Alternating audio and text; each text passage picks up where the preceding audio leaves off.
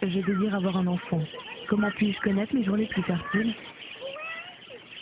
Au début de mon cycle, dès le premier jour des saignements commence une phase infertile. Dans une de mes deux ovaires, un ovule commence à mûrir, entouré du follicule, sa bulle protectrice. Il faut 6 jours à l'ovule pour arriver à maturation, ce sera l'ovulation. Les spermatos ne peuvent pas entrer car le col de mon utérus est fermé.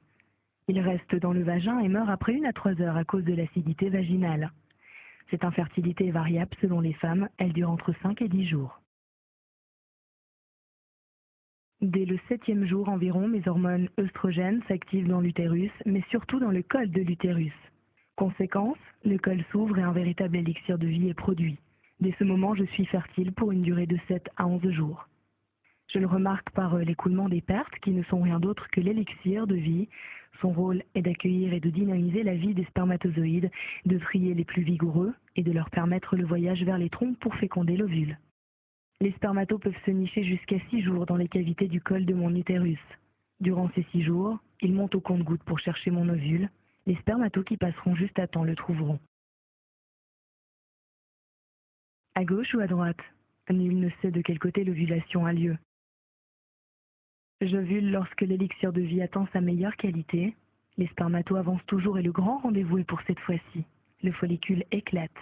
Cette bulle protectrice se métamorphose en corps jaune et fait augmenter la température de mon corps. Ça y est, mon ovule ferme tout accès car un spermato a réussi à le féconder. C'est la joie complète car il va vivre. XY donne un garçon et XX une fille. Mon ovule fécondé va s'installer dans l'utérus, une auberge tout confort. Devenu embryon, il m'envoie une hormone HCG, qui est comme un soleil d'amour. Ma grossesse a commencé. 1 semaine après la fécondation, je peux repérer l'hormone HCG par un test de grossesse. Par ma propre observation, je l'apprends en voyant que la hausse de la température continue et par l'absence des règles. Avec mes 12 semaines de vie, mon bébé entend déjà ma voix et celle de son papa.